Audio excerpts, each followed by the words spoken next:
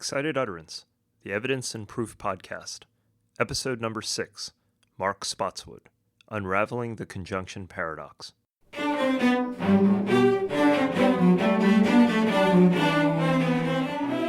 Welcome to Excited Utterance. I'm your host, Ed Cheng from Vanderbilt Law School. Excited Utterance is your podcast for cutting-edge scholarship and developments in the world of evidence.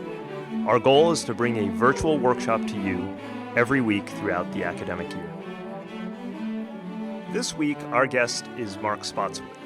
Mark is a professor at Florida State, where he teaches evidence, civil procedure, and scientific evidence. Mark's scholarship focuses on improving fact-finding in the legal system, and his work often features a rich interdisciplinary blend of psychology, mathematics, and philosophy. Mark's research intersects closely with my own, and so I've followed his writing for quite some time. We recently invited Mark to Vanderbilt to participate in our annual New Voices workshop, which features junior scholars in litigation and dispute resolution. There, he presented his most recent paper, Unraveling the Conjunction Paradox, which is the subject of today's episode. The conjunction paradox is a problem that has long bedeviled scholars working on the nature of legal proof. Over the years, several theories have tried to explain the paradox away or otherwise avoid it. Mark gives the paradox a different spin. He suggests that maybe the paradox isn't a paradox at all. Maybe it's right. All right, well, Mark, thanks a lot for joining us on the show. Maybe you can start us off a little bit by telling the audience about the conjunction paradox, what it is, and how it works. Okay, so to some extent, even like the description some people might disagree with, but this is the one I go with in the paper, is you have from probability theory, right, a sort of very basic paradigm you're supposed to follow when deciding if you have two separate events and you have uncertainty about both, right? So you'd say it's 60% likely that the first thing happened and it's 60% likely that the second thing happened. How likely is it that they both happened? The sort of, if you have truly independent events, you're supposed to just multiply the probabilities and get a 36% joint probability.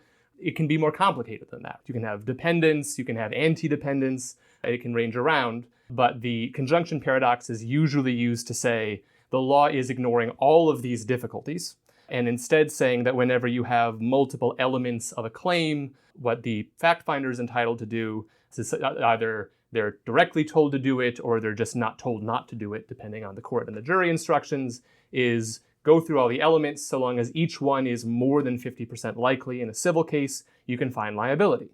Well, if you have even two elements that are 60% likely and you have a lot of independence, that means you're probably finding some defendants who actually didn't do the thing that they're being found liable for. You're going to take their money because the jury is going to be ignoring this issue of conjunctive likelihood. Just to make clear, so what you have here is two elements, both of which are proven to, say, 0.6, Sure. which are both satisfying the preponderance standard. Say they are independent. 0.6 times 0.6 is 0.36, which is less than 0.5. That's right. And so the paradox is, well, then it is not more likely than not that both of these things happen or both elements are satisfied. But yet the legal system suggests we should either convict or find liability or anything like that. Yeah, that's right. And so calling it a paradox is already sort of loading the argument to some extent. So this was first introduced to the discussion by L. Jonathan Cohen back in his book, and his notion of a paradox was even multiplying the likelihoods together is so obviously wrong that the paradox is that probability tells us to do something that's just stupid. Right? I mean, I'm oversimplifying a bit, but I mean, that's kind of the gap. The paradox was probability says to do X, but intuition says that can't be right. I'm sort of pushing the view in this paper that to the degree there's a paradox, it's that probability is based on lots of smart people sitting around and trying to say, how do co-occurrences work? Right? It's just the math of things, more than one thing happening that are similar enough that we can compare them. And so paradox is probability has this very useful set of guidelines that the law turns its back on. And maybe a lot of people try to justify the rejection. I take the view that we should really just try our best to give jurors something they can use that gets them pretty close to probability theory's answer. So let me back up just 1 second before we dive into this. What got you interested in this problem? So a couple of things. I had been writing a series of papers that tried to interject more psychological realism into the long-standing debates between like the Bayesian camp and the explanationist camp and evidence theory. And there was a really common thing that I saw happening in these papers, which was to do a little drive-by about the conjunction paradox while you're mostly focused on other things. And so you would kind of assume all of your theoretic priors. You wouldn't do almost any inquiry into the psychological literature on how individuals normally handle conjunctive probabilistic estimation. And you would just sort of take your own intuitions to be obviously true. And then if your theory gave you the answer you thought was intuitively correct about the conjunction paradox, you would just move on. And instead of saying, well, first of all, the way we've been talking about it is drastically oversimplified, because independence is a very special case in litigation. So even starting from, well, that's how it would work to follow probability theory is wrong. And then there's questions about the risk of error and how we should divide it and what gives us the fairest balance in those senses. I saw a lot of just suggestions made, and in papers I like, right? These are often thoughtful papers. Yours is one of them, where you say a lot of sensible things along the way, but there's just kind of this pass through, and it's an interesting question, because ultimately if the statisticians are right, if the probability theory tells us to do this and we're ignoring it, then in a large number of close cases, it's a big country, and we're telling lots of juries to do something that probability theory suggests is finding defendants liable who actually didn't do the thing they're being sued for. So let me probe you on this last piece. I think this is the part that is important about it. So oftentimes we think about this paradox as just a theoretical. Conceptually, it's kind of weird, and we're not sure why this is so. And I think one of the things that is very easy to do in that kind of context is say, look how weird it is, but let's move on because it really doesn't matter in real life. Yeah. And what you're saying is that, look, the jury instructions, in fact, break up the process of proof in this way, which has actual real-world effects. It actually has the possibility of making error rates higher. I guess let me let you run with that. Yeah. I mean, so if there's one kind of overriding theme that ties all of my scholarship together, right, it's trying to pay attention to adjudicative errors, even when we can't easily see them in individual cases. So I do a lot of stuff with the psychology of unconscious bias in System 1, and all of that stuff suggests here are these influences that will shift how people are making decisions, not always in a way that connects with what actually happened in the underlying facts of the case. Because it happens unconsciously, the jury isn't aware that they do it, the judge feels the same feelings, and so the judge thinks the jury got it right. It's an error, but it's a hidden error, right? And so one of the things that appeals to me about the conjunction paradox is, seen from my kind of perspective, it's just another thing in the same class of problems. It's a common kind of reasoning error. I mean, it was one of the original things in Kahneman and Tversky back in the day, was conjunction fallacy in reasoning. And so it's a natural tendency. The judicial system just lets jurors run with it. But something actually happened in these cases. And if we believe classical probability theory, and it's worked very well in a vast number of other domains, what we're doing is each time that we take we follow what the law does, which I call the least likely element rule. As long as the least likely element is 51%, you go with it. Well, it's basically whenever you're deciding cases and multiple elements are that close, it's like you're gambling on each one. Let me ask you for a little more detail on this. Sure. So in the paper, you basically detail, I roughly am going to characterize it as two ways in which scholars have responded to the conjunction paradox. And you can roughly categorize these responses as being either non-mathematical, which is the kind of explanatory version, and the mathematical, where you bring up, or you sort of very insightfully suggest that most of these mathematical approaches are basically least likely element rules, which you then term LLER. So give us a little bit of a summary on the responses. So how are these different, and how do they tackle the conjunction paradox? Okay, so this first category of response that you talked about, right, is to say, well, math just seems to be causing us trouble. And a lot of the people who take this tack, I think in some ways grapple more forthrightly with what the implications of the paradox are on either side. On one side, if we decide cases in a way that doesn't accord with our intuitions, that can have real costs to the legitimacy of the justice system. That feels like we're doing something wrong and maybe we should heed those feelings. But on the flip side, there really is this risk of finding the wrong people liable. So they say, well, what if we just talked about it in a non-mathematical way? We use tools from the philosophy of science, or there's different sort of theories along these lines, but let's just take the numbers out of it, and then the conjunction paradox goes away. And so in these explanatory cases, does the conjunction paradox really go away? So this is one of the key moves I make in the paper, right, is to suggest that it doesn't. That what you have is, even if you remove the numbers, you're not attaching a probability to anything. What you're being asked to do is sort of holistically weigh, the plaintiff has offered you this explanation, the defendant has offered you this other explanation. Which one is more, I don't want to use the word likely because that suggests probability, but which one is a more persuasive explanation of the evidence, let's say? Well, the problem is, among the features that these competing explanations will have will be an explanatory structure. Some explanations will be conjunctive in form. In order for the plaintiff to win, he has to prove not just the defendant hit him with his car, but also that the defendant was driving negligently in some way. There will be story features that correspond to both of those things. If you aren't persuaded on either one, the story no longer has the power to help him win, so the plaintiff needs to buy all of the pieces at once.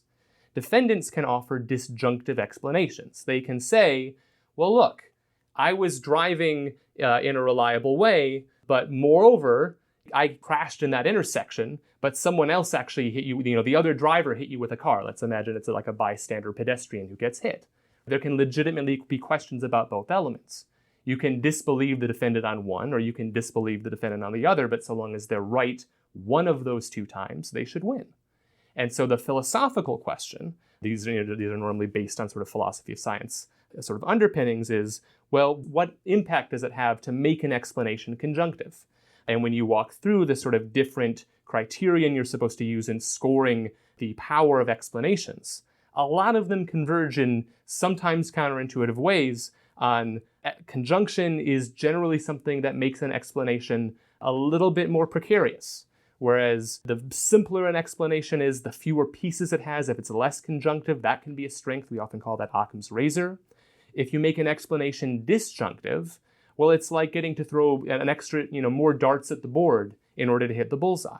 So even if you're saying we're not going to attach any numbers, you still have to say, otherwise, these are equally convincing explanations, but one of them's conjunctive. What do we do with that? So getting rid of the math effectively doesn't, at least to your mind, get rid of the problem. It doesn't get rid of the problem. Now, what about the mathematical avoidance rules? So you have Charlie Nesson, you have Kevin Claremont, and they're basically adopting this LLER rule, the sort of minimum rules. What is important is the minimum probability that attaches to any of the elements. So in the case of the one that you presented at the very beginning of this talk, you were saying 0.6 and 0.6. Well, the minimum is 0.6. You don't multiply them together. We're going to change the operator here. We're not going to multiply. We're going to just take the minimum, and the minimum is 0.6. So what's wrong with that? So I think there's a number of things wrong with that. So the thing that most motivates me in not liking that solution is there is some real distribution of which cases have merit. Separate from how it feels to the fact finder, separate from sort of philosophical ideas about how we ought to combine beliefs. In a certain number of these cases, all of the elements are satisfied, and in a certain number they're not. Now, if you're being careful about doing the math, what they're doing in all of these different mathematical justifications, as you say, but it tends to get you to the same place, this least likely element rule. What that is, from the standpoint of classical probability, is a boundary condition. That's what you do if, once you've proven one of the least likely of the elements, all of the others are perfectly dependent on that. So it's essentially collapsing multiple sources of uncertainty into a single source of uncertainty. Well, like any gambler can tell you, if you need to take multiple risks in order to succeed, those risks can add up. So that's very interesting. So you're saying to say that you're going to take the minimum is effectively saying that you take the minimum element and then all of the other elements are completely dependent on that one element as a matter of probability theory, which of course is true. So it's 0.6 times 1, or if you have 5 elements, it's 0.6 times 1 times 1 times 1 times 1. And And so effectively, you are changing the probability calculus. That's right. And I think part of what's also motivating some of these different arguments, again, in search of the same mathematical rule, is this worry that it's somehow improper or inappropriate for defendants to offer disjunctive defenses, right? Charlie Nesson was pretty explicit about that. Other people have sort of likewise seen that, well, shouldn't you have to pick a story? But the problem is this assumes that defendants have perfect knowledge about the facts under dispute. And if you're thinking about, well, it was a fight in the bar and, the defendant remembers what happened and someone's just lying, that might be okay. But a lot of the times, if you imagine whether it's corporate liability or even just things happen where the pieces are scattered. The plaintiff knows some of the facts, the defendant knows some of the facts, bystander witnesses know some things nobody else knows. The defendant might be legitimately not sure which among multiple theories is correct. And even if the defendant thinks multiple things are correct and they're wrong about some of those things, morally, I think, and is just in terms of the risk of error, we should care about the fact that when you have disjunctive defenses, any of them can help you win. It's the opposite of this conjunctive thing. Adding disjunction should escalate the likelihood that one of these things is right. It's like flipping a coin until you get a heads. Doing it becomes more likely. So just to bring us back, right? So the reason why this disjunctive thing is important is that as you add elements, it becomes harder and harder to satisfy the preponderance rule because on the one hand, for the plaintiff, the conjunction, the probability goes down. So the 0.6 becomes multiplied by another 0.6, which ends up being 0.36. And the reason that's true is because the defendant is able to capture all of the disjunctive possibilities, that it is not A and B, or A and not B, or not A and not B at the same time. And so that's why the defendant should capture all of that. And I think your main thrust in the paper, which is that we should take the conjunction paradox or the conjunction rule seriously, maybe we should call it the conjunction rule, is because we're going to take it seriously, then the defendant is entitled to the disjunction. Now, let me intuitively worry about this for a minute. I think every lawyer knows that the defendant can't say, well, I wasn't there, but if I had been there, I didn't use the knife, or I would have used a baseball bat instead. I mean, that doesn't seem like a good story to present to the jury. You effectively water down your defense by providing a disjunctive explanation. Yeah, there may be disjunctive defenses that tend to cancel each other out. In that case, you have actually anti-dependence. The more likely you make one, the less likely you make the other one. And the whole math of independence versus dependence, this is a much smaller adjustment that we're doing. And if we think they're actually perfectly incompatible, there's no way that both of those things should be true. The inverse, it's like the perfect dependence for the plaintiffs. We should just take whichever one we think is more likely, and that's the probability that the defendant wins. So long as you're careful about what independence and dependence mean, there's nothing wrong in that scenario. But sort of more generally, it is easy to forget. Remember, go back to, a lot of times the defendant is legitimately unsure about what's going on. So take a corporate defendant who's sued because allegedly one of its managers was discriminating. They might say, I'm not sure whether he actually had that intent, and legitimately not know about it. But there might be also uncertainty about, did he make the decision or did someone else make the decision? And those things can be consistent with each other because they are like the plaintiff trying to discover facts about what actually happened. And we forget situations like that. There can also just be a coherent story that denies multiple of the plaintiff's elements. So the plaintiff might have an out-and-out, just completely fabricated claim. You ran over me in the intersection because you hate me. I don't hate you. I didn't run you over, and you don't have any injuries. And it's a fully disjunctive defense because if any one of those things is right, you don't have to buy the whole thing. You can buy any part of it and he still wins. The point is, whenever we have explanations that can succeed disjunctively, we shouldn't need to be as convinced of the whole explanation to think that probably something in there is right.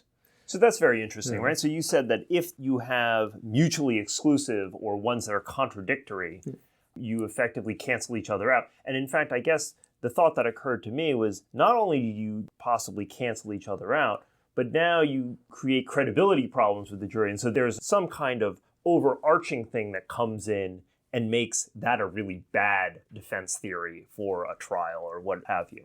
Yeah, you might make it so that just no one can believe you at all. So long as there's any credibility to the plaintiff's account, they're just going to choose it. That's possible. Let's finish up on the question of what should we do? You have very nicely articulated that, look, the jury instructions do in fact have the jury split up the elements. So if we're going to take the conjunction rule seriously, what's the solution? So one initially attractive thing, right, is, well, there's mathematical rules which seem to work. If we're careful about them, let's just tell the jury what the mathematical rules are. When you really dig into, even in the paper, right, there are times when I construct a toy example and talk through it for a while, and I have to start waving my hands. So even though it's my example, it's not perfectly dependent, it's not perfectly independent, it's somewhere in between. And for a single thing where we don't have multiple trials, we can't do actual statistical analysis on it, we just have to use our gut. It's very hard to tell them what to do in mathematical terms. And a lot of them will probably zone out and not want to pay attention even if you do. And the worry then is if we give them mathematical instructions that don't make sense to them, they go right back to their gut, which we have reason from psychology to think is probably often doing its own version of the conjunction fallacy. So I think a better approach is actually to borrow from this insight that, well, if you do the explanationist approach right, if you say, holistically weigh these competing explanations, but pay attention to whether they're conjunctive or disjunctive, and especially if we can explain it in terms that don't use those complicated words, we can give the jury a task which says, look, as you're thinking about this case, pay attention to, are there unusual coincidences in the plaintiff's case? If the defendant says, here's 3 things, and any one of those things is good enough, remember that just like rolling a die multiple times, each of those is a chance they have to be right, and that should strengthen rather than weaken the credence you give to them. I feel like what I did is in this paper is kind of a rough stab at that, right? Ideally, we'd have lots of people going over this problem and trying out different things, and this would be good territory for a psychological experimentalist to try different things and see what actually reduces it the most. And that wasn't something I had time for right now. But that's the idea, is to give plain language instructions that get you pretty close to what the math actually says should be happening. And because I think that the philosophical approach, ultimately, if we're trying to make sense out of it, should say the same thing as the mathematical approach, it actually gives us good tools to work with because it's designed to work in a more intuitive way. Well, thanks a lot for joining us, Mark. Fascinating paper, and we look forward to seeing your future works. Thanks so much for having me. Mark's article makes us look at the conjunction paradox with fresh eyes. I enjoyed the opportunity to grapple with it again, and it certainly made me revisit, and, at least in parts, refine my own views on it. More broadly, I think Mark's paper reflects an important fundamental viewpoint. It's often easy, particularly in a deeply intuitive area such as proof, to reject curious results as wrong or paradoxical. But social science has shown us time and time again that our intuitions can fail us. So rather than rejecting results like the conjunction rule as paradoxical, as puzzles to eliminate, perhaps we should consider them as learning opportunities. While it may not be true in every case, paradoxes do have the potential to reveal errors in our intuition, and they might just help us make better decisions going forward. That does it for this week's episode of Excited Utterance. Excited Utterance is sponsored in part through a grant from the Vanderbilt Institute for Digital Learning. Music was provided by the Vanderbilt University Blair School of Music's Children's Cello Choir under the direction of Kirsten Castle-Greer. Research assistance for this episode was provided by Alex Nunn. I'm your host, Ed Cheng, and I hope you'll join me again next week when we take on another new work in the world of evidence and proof.